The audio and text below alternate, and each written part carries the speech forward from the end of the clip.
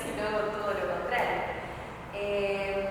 Entonces, cuando a medida que se iba construyendo esa demanda, por ejemplo, surgía una preocupación que no la teníamos pensada en un primer momento cuando pensamos en que lo que se trataba era de hacer sistematización de experiencias, que era pensar en la dimensión pedagógica de la organización, porque algo que le preocupaba a los compañeros y compañeras de las organizaciones era cómo formar al sujeto político, o básicamente cómo pensar en que aquellos que se acercaban a la organización se quedaran. Año 2011, ¿no? Estábamos hablando ahí también de un momento de transición, incluso en el movimiento Evita, ¿no? De pensarse como movimiento social, luego a movimiento político más amplio, ¿no? Todo el devenir de lo que fue después el Evita.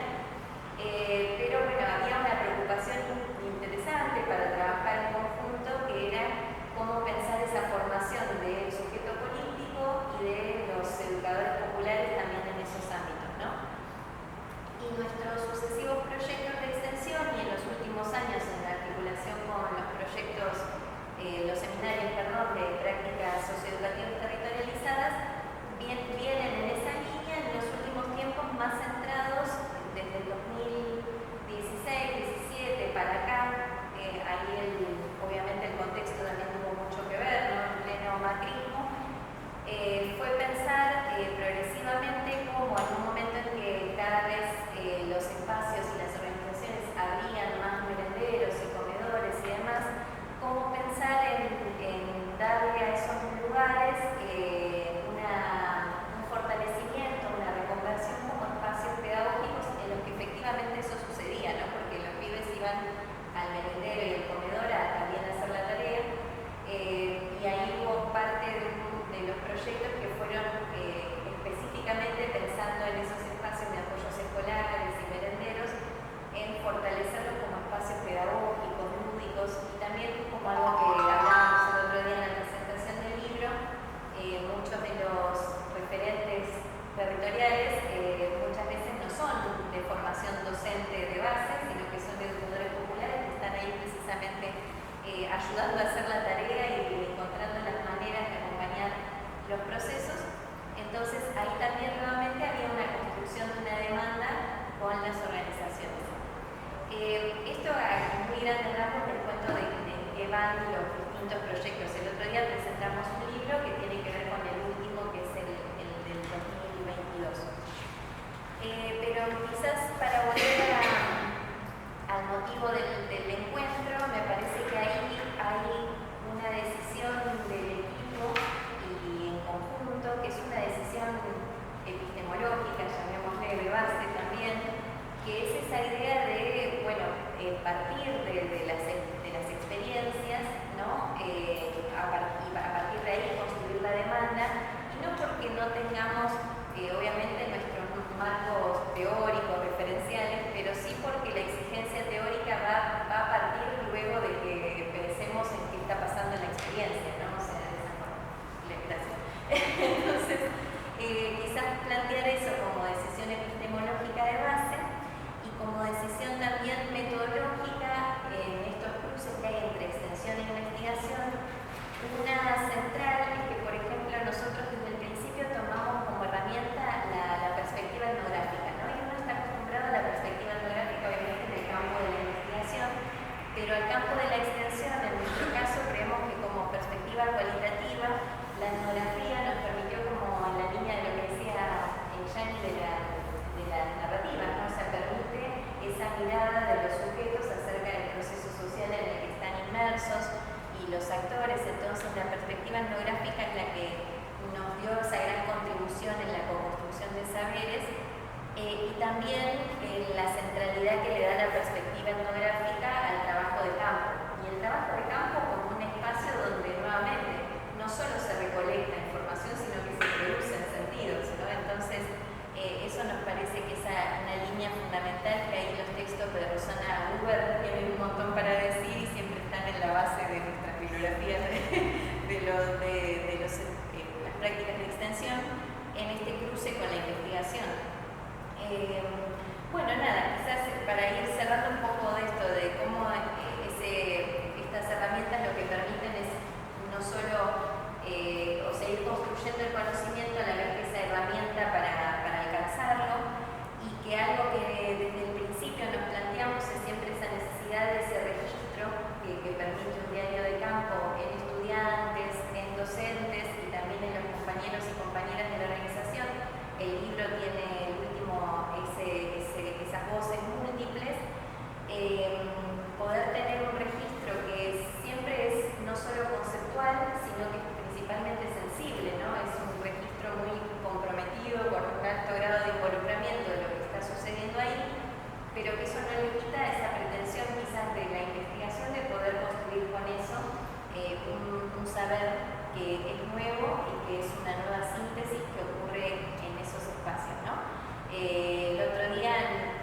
de vuelta quizás estoy volviendo a la presentación del otro día porque hay una compañera que de uno de los baches con los que trabajamos decía algo respecto a que ese ejercicio de escritura le permite después volver con esa escritura a las organizaciones para repensarlas, para reverlas, y creo que ahí está la potencia de la articulación, como planteaba Flor, ¿no? De los espacios de extensión en sus vínculos con la investigación.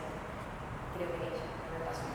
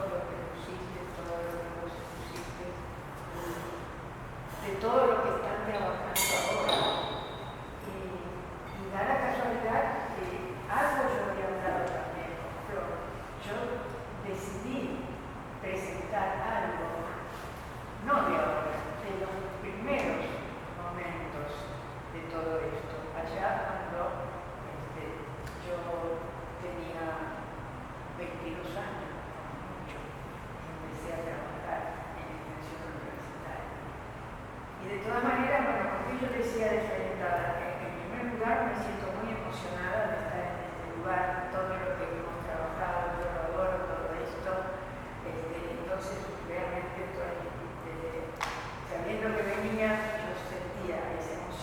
siento ahora, entonces realmente ya le pido disculpas que a lo mejor yo hablo está un poquito tenida de emoción, de esto, de muchas cosas. Y yo decía de celebración, porque de pronto me encuentro hermoso, ¿no? En todo este grupo, donde acá las compañeras han presentado todo lo que trabajan, lo hermoso que lo trabajan, cómo lo trabajan, todo eso este año estamos en el 2024, y yo les traigo una pequeña experiencia de cuando yo tenía 22 años, justamente, que comencé a trabajar en Maciel. Y la experiencia que yo traigo era eso, esto, la diferencia, eso es lo que digo yo de la desorientación, ¿no? La diferencia de cómo ustedes están señalando y están trabajando de manera realmente excelente todo esto, y cómo nosotros, Amanda era joven, yo también era joven, Amanda dirigía, ¿no? Entonces ella lástima que no ha podido estar acá, pero realmente ella les hubiera hablado de todo lo que eran las dificultades en ese momento para trabajar todo esto. Y yo que comencé a aprender todo eso, en el año, yo calculé que yo todavía no había terminado mi facultad. Así que calculé que yo empecé a trabajar en Maciel y después también en Barracas. Lo que voy a contar es de Barracas. Pero todo, tanto lo de Maciel, que lo empezó muy bien Flor, como la experiencia que yo voy a comentar, una sola cosita. No tengo como ustedes, una sola cosita. En la biblioteca popular de Barracas, todo eso implicó realmente posibilidades de trabajar y cosas que aparecían que son totalmente diferentes a lo que ustedes están. Entonces la idea que yo tuve era presentar pensando en la integración de las prácticas de extensión con la investigación científica y social y de diálogo, pensando en eso, entonces yo pensé trabajar, presentar con ustedes dos aspectos. Por un lado, del lado de la extensión universitaria, trabajar con una situación que personalmente yo sufrí, iniciándome en la primera experiencia que yo tuve, era en el año, yo calculé como mucho, 1960, tal vez antes, porque todavía no había terminado yo. O sea, ese año y mi edad, además de aquel momento, les juro que era jovencita. Y era mi primera experiencia orientada por Amanda de educación popular con la población de Barracas. Entonces era todo, yo pensé, presentar por el lado de la extensión universitaria esta pequeña experiencia, realmente ahora les la voy a contar, y del lado de la investigación científica, de educación y demás, trabajar con un, para mí, importante para los investigadores de información, ¿no? Tomar qué cosa nos pasa cuando se desea empezar una investigación. Y entonces, por un lado, trabajar con esta experiencia que yo les decía sí, efectivamente, de extensión universitaria, y por el otro lado, cómo se podría relacionar con este aspecto que yo quiero tomar de la investigación, ¿no? Que sería cómo iniciar una investigación. entre tanto de las cantidades, además de las cantidades de cosas que se pueden conversar también, no solo desde el punto de vista de ustedes trabajaron, sino también desde el punto de vista de la investigación, pero a pensar algo que para mí todavía no está resuelto totalmente, especialmente en la iniciación del aprendizaje de la investigación social, que es cómo empezar la investigación. Tal vez ustedes no lo sienten, yo lo siento, porque realmente todavía en los grupos de la juventud o no juventud que quieren iniciarse en la formación de la investigación, si hay algo difícil, tremendamente difícil, que hasta puede llegar, y a mí me ha pasado en los grupos, a llorar la gente, pero ¿cómo, profe? ¿Cómo inicio una investigación? ¿Cómo se empieza? Pero esto, hay muchos colegas que han escrito, nosotros también con Luis hemos escrito, señalando que una de las cosas que todavía no se han trabajado profundamente, sobre todo para la iniciación del aprendizaje de investigación, es cómo empezar la investigación. Y de ahí yo quería presentarles a ustedes de qué manera la experiencia que yo les voy a contar de allá de los años que ya les dije en Barracas, cómo esa experiencia trabajada en consonancia con lo que estamos hablando justamente, ¿no? De la relación con la investigación científica, de qué manera entonces esta experiencia vivida podía mostrar posibilidades al investigador en formación de cómo poder trabajar esta experiencia del barrio, sacar del barrio, ¿no? Para poder tal vez encontrar la manera de iniciar una investigación.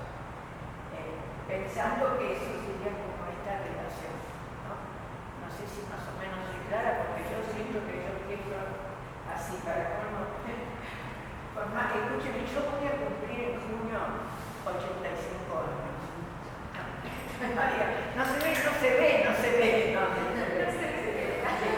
Cada mañana que yo llego y me miro en el espejo no me puedo ver, porque cada vez, bueno, uno va envejeciendo. Llevando más años. Claro, llevando más años, eso sí, pero bueno.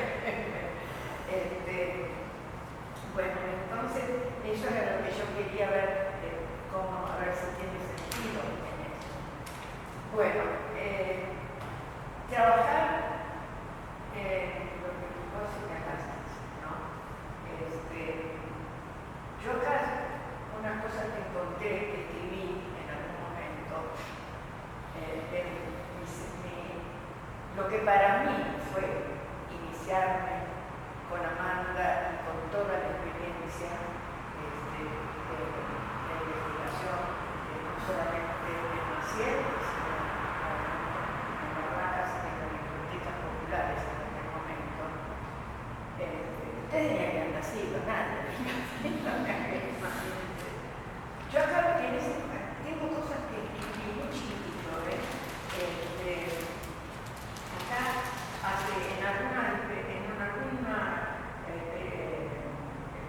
alguna cuestión que alguna vez me hayan preguntado cómo yo me sentía, se ve que yo escribí esto, donde dice, en primer lugar, esta experiencia vivida de educación universitaria, siempre yo digo que a mí me marcaron como profesional.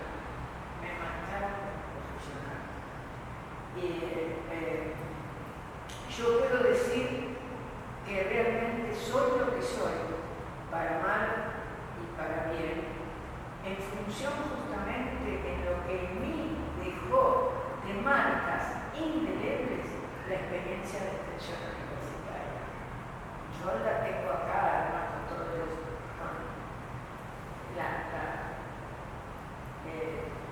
digamos, el deseo de llorar, cuando uno recuerda realmente todo esto. Entonces, acá, fíjense, acá empieza una interesantísimo.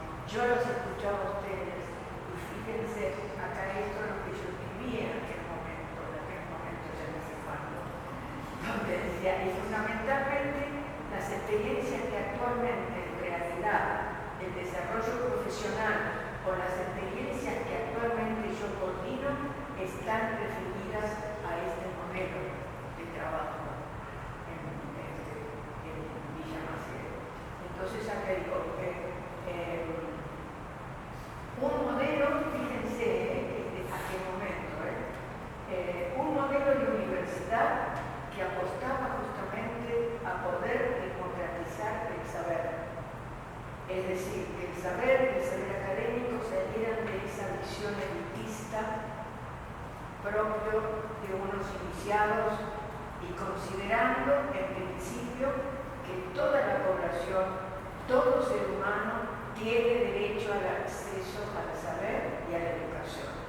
Y apostando por una universidad que pudiera formar profesionales y personas realmente rebeldes contra la injusticia, rebeldes contra la discriminación y con la certeza que era posible romper esas cadenas de la esclavitud y la dominación a través de cambios de modelo educacional y de cambios de relación de la universidad con el medio.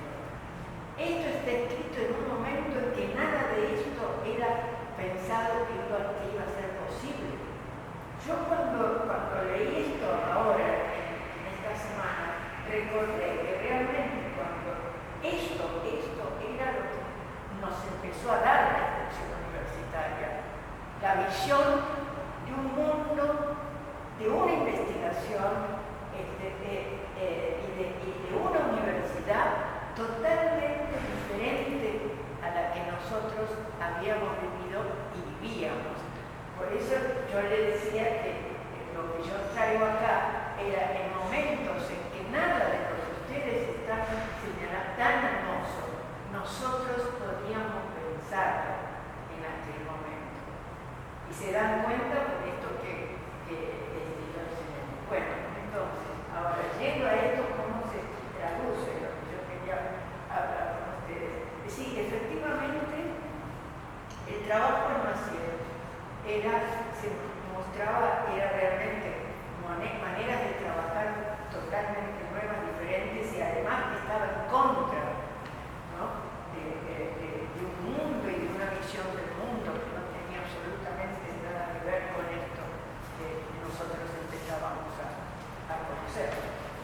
Entonces, solamente Maciel era y ha sido y sigue siendo el punto central, es como lo que se muestra el tipo de trabajo que buscábamos. Pero además, ese punto estaba diseminado en otros lugares de trabajo. En el caso mío, les cuento, yo recién estaba recibida, todavía no estaba recibida, cuando yo quise conocer a Amanda para ver si podía aceptarme para trabajar en la serie. Bueno, así que Amanda comentábamos ahora, y yo en un momento le dije que en realidad yo tenía otro amor. Yo me doy cuenta, además, cuando les digo acá, que ya en amor a la docencia y a la ciencia, yo estaba en mi piel, ¿no? Después ya me daba cuenta. Pero además de la docencia y de la ciencia, yo tengo otro amor, que es el arte y que es la danza. Entonces yo sin saber quién era Amanda, le empiezo a contar las cosas que me gustan. Amanda era divina para esa cámara,